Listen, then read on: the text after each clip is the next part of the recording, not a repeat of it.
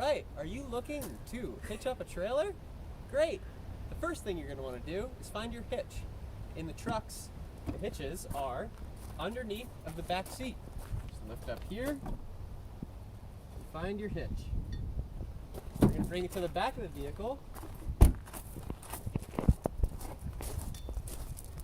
we'll just go over the parts of the hitch really quick.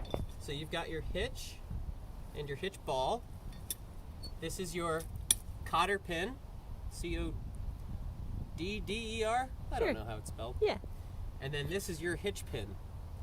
So you're going to disassemble your hitch, and with the ball side up, you're going to insert that into the truck. Then you're going to watch for this hole for it to line up over here. There you go. Now you got a clean path there. You're going to insert your hitch pin all the way through, and then your cotter pin. You see how there's a bump here? You're gonna slide this into, there's a little hole in the hitch pin, and you're gonna slide it so that the hitch pin is sitting inside of that bump. Takes a little bit of twisting and pushing, and that's sitting nicely in there. All right, we are now ready to hitch up the trailer. The next thing you're going to want to do is to raise up your hitch receiver on the trailer to the height of your hitch. So we're going to crank up our jack, and we want it to get above where the hitch ball is.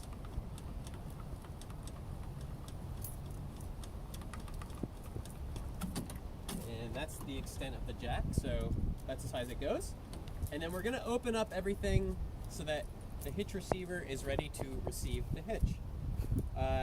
On the vehicle keys, you have a key that unlocks all of the trailer locks. So we're going to unlock that and just put it to the side for now.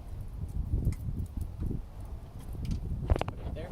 And then there's a little trigger on the back of this hitch receiver. You're just going to open that up. Great.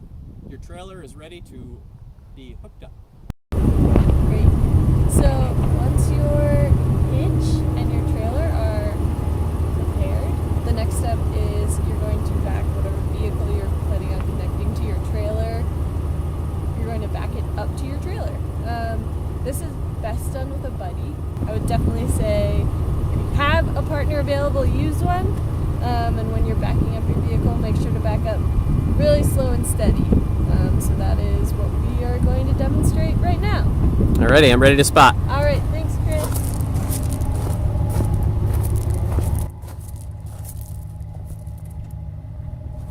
All right, Kendra, cut it to the right and come back real slow. You got about 7 feet.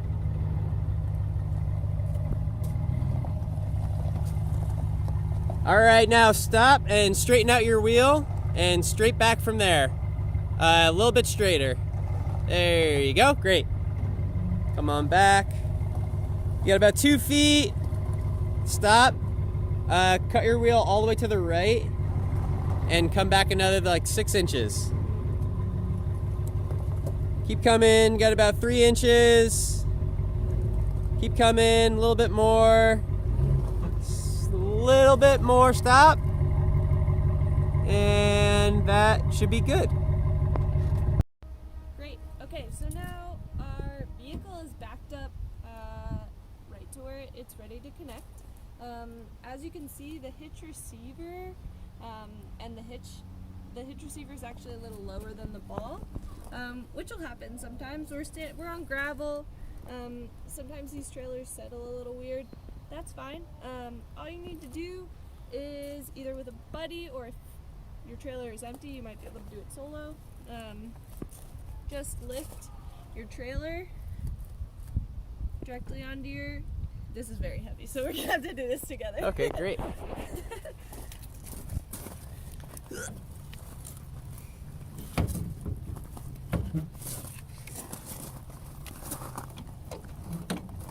And it's possible you might need to move a chalk.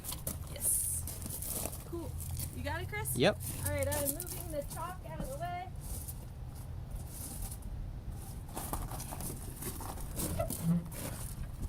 Sweet.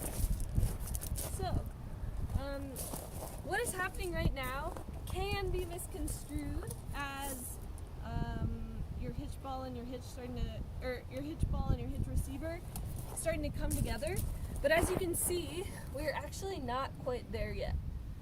So we don't want to start lowering down our hitch yet. We want to try to get this a little straighter before we start to put the weight of the trailer onto our hitch. So Chris and I are going to give this one more go. Sweet. There you go. Cool. So if you take a look now, you can see we're a little straighter. The hitch receiver is right above the hitch ball. So now, Chris, if you stay there, I'll start to lower. Mm-hmm. And notice how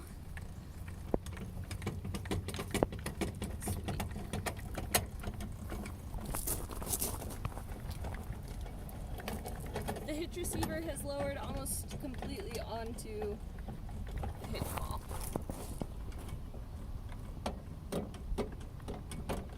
Cool. Another way that you can know that these are lined up nicely is if this lever just like nicely moves the way you want it. Sometimes you'll find that they get really like sticky or just like don't move the way that you want them to, and that probably means that you're not quite lined up right. So this one closed really easily. Okay, great. So once you have lowered the lever down on the hitch receiver, you can then begin to connect the 5 points of connection between your vehicle and your trailer to make sure that they're safely attached. So number one, we can start where we just were. Number one is the hitch receiver, hitch lever, hitch combo. And number two, going along right with that, is the lock that you always need to lock onto your hitch lever here. So we have 1, 2, number 3 is your cotter pin. Way back to talking about the hitch itself, here's your cotter pin, being an important part of the connection between the truck and the trailer. So that's number 3. Number 4, let's talk about chains. All of the chains on our trailers are relatively similar. You have something that kind of looks like a carabiner with a gate that is sort of spring-loaded. You'll find that they're, like I said, pretty similar across the board. So you have these two like receivers for the chains. I'm gonna make sure that my chains are crossed like this, and then once they're crossed, I'm going to hook my chains right here into these chain receiver holes. I'm taking a look and making sure that my chains aren't dragging on the ground, and I'm also making sure that they're not super tight. So we want just about this amount of just give or slack in your chains, so that if for any reason, if these were to get activated and be the only thing holding the trailer to the truck or vice versa, yeah, you just have the right amount of give in them. So that's number 4. Number 5 is you're hooking up the wiring or the electrical between your trailer and your vehicle. So we have 3 little prongies, which sometimes get pretty dirty, and then the 1 receiver here. You just want to pull down this flap, and you need a little room here. Pull down the flap. Obviously, the 1 peg goes into the hole, and then the 3 pegs on this side go into the 3 holes like this. This makes it so that all of the lights that would be just, showing up on the back of our truck can now be mirrored to the back of our trailer as well. So we have turn signals and brake lights and running lights and such. So just as a review, number 5, electrical. Number 4, chains. Number 3 is lock. Number 2 is cotter pin. And then number 1 is the hitch adapter and the hitch ball. Hitch receiver. Hitch receiver and the hitch ball. Nice. Sweet. Great. Okay, so the next important pieces after you have your 5 connections. First, before we're really finished with the 5 connections, we want to do a visual inspection to make sure that your hitch is definitely connected to your trailer or your hitch receiver. So you want to get down and you want to actually look at what's going on down here. I don't know if you can see it or not, but there is a metal, almost like a tongue, that's kind of like fitted around the hitch ball right there. And that is showing us that the hitch ball is properly connected. Another thing that you can do is, once you've like taken a look at that, you can also just give your trailer kind of like a lift. And as you can see, like the truck kind of lifts a little bit with the trailer here, showing us that we have a good connection. But if you're going to choose one of those tests, always check that visually first. Cool. So once you've done your visual inspection, you can then go over to your jack, and you want to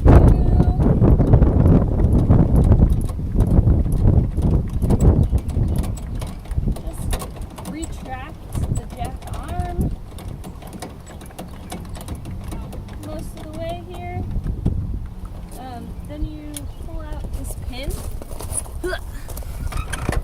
and then, if you orient it the right way, that hitch pin, or this pin, like pops into place and makes it so that the jack can no longer go anywhere. Sweet. Let's talk about chocks. Come on over.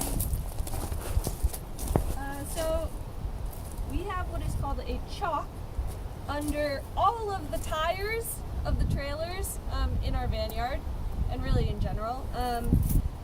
The rule that I like, or the rule that is important, is if your trailer is not completely connected, like 5 points of connection connected, then it needs to have 2 chocks. Once you have done your full inspection and your connection, then you can remove your chocks. Now that we've established our 5 points of connection between the vehicle and the trailer, there are 3 more pieces that we need to roll through before we can safely pull away. And that's checking our tires, checking our weight distribution of our load in the trailer, and checking our lights.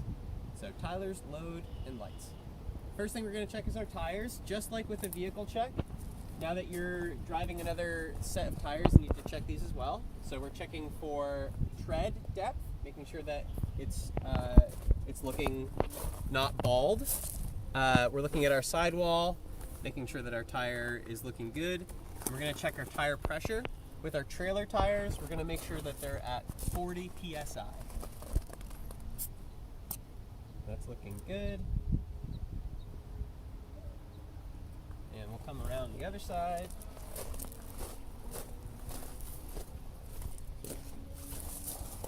Checking our tread looks good. Checking our sidewall, make sure there's no rubbing or nothing's looking weird. And then we're going to check our pressure as well. And we're making sure that's at 40 psi. The tires look good. We're going to check our load. With the box trailers, they have an additional lock on here, so we're going to make sure that's locked up before we go. Once that's unlocked, we can open it up. And with any trailer that we have, you're going to make sure that the majority of your load is over the axle. So your heaviest items should be loaded above the axle. So if you can kind of estimate about where the tire is between the 2 tires. That's where you're going to have your weight. If you have additional load that you need to put in the trailer, you want to load your next heaviest items towards the tongue of the trailer. So that's towards that direction. And that will prevent your trailer from swaying if more weight is closer to the hitch. Cool. You want to avoid putting heavy items in the back, or towards the back of the trailer. Okay, so that's light and loads. And just a note on canoe trailers, there's a lot more that goes into checking the load for those, because you got to check canoe tie downs and painter line tie downs and some other things. We're just talking about the check for the box trailer. When we are checking our trailer, we're also making sure that we have a spare tire in there, as well as a T-square, which looks like a lug wrench but is a T, just in case anything should happen on the road. Left turn signal. Good. Right turn signal. Good. Brakes. Great. Hazards. Nice. Running lights. Looking good. Okay, so as we're pulling out, when we're driving a trailer, we want to make sure that our tow haul button is always on. On the trucks, that's down here. You can tell it's on because the little light is lit up. Yay. And whenever we are driving with a trailer, be it a box trailer or a canoe trailer, we're always going to pull out of our parking lot here at the Discovery Center, and we're going to pull over on the shoulder just in front of the disc golf course across the street. And we'll show you why we do that. So we're just going to get to a nice safe spot and make sure we're not blocking any driveways or nothing. Just over right about here. And make sure you're pulling up far enough so that your trailer isn't blocking the driveway either. Kendra's got our hazards on and put the vehicle in park.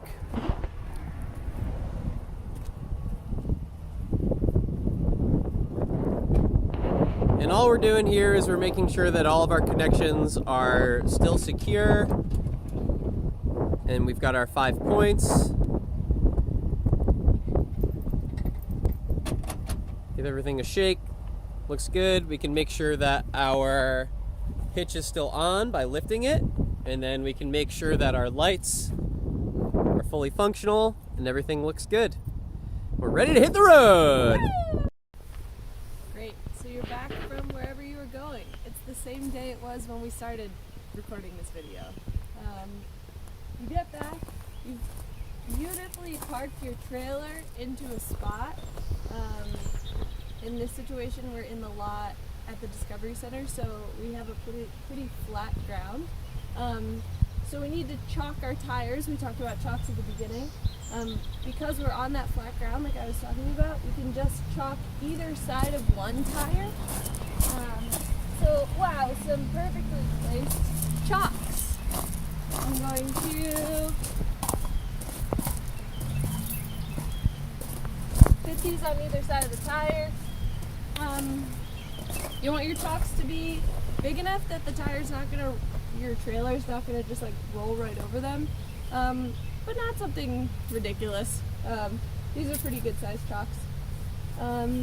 If you are parking your trailer on an incline or a decline, you want to put a chalk on both tires on the downhill facing side. So pretend that our trailer is going downhill, you would want to chalk on this side of both sides of the trailer, just so that you don't have any unintentional rolling of your trailer. Once your trailer is chalked, you can disconnect your 5 points of connection. I like to start with the lock and the hitch receiver, just so you know that's open. You're going to unlock your lock, keep it close by, and then open up your hitch receiver. And then we can go through and undo our electrical connection and make sure that these stay out of the ground, or off the ground, out of the dirt.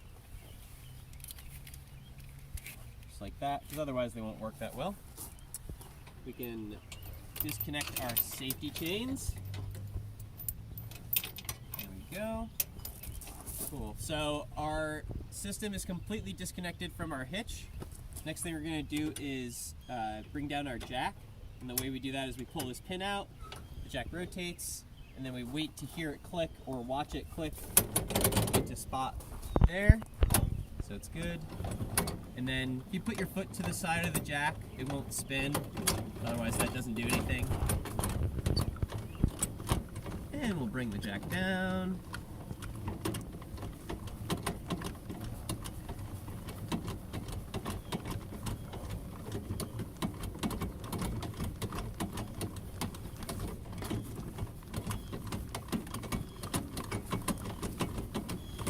And once that makes contact with the ground, the trailer will start to lift up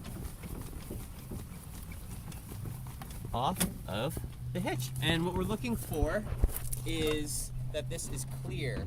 You see how that's rubbing a little bit? We just want to make sure that when this truck pulls away, it doesn't pull the trailer with it. I'm just going to drag this to the side just so that we know it's clear.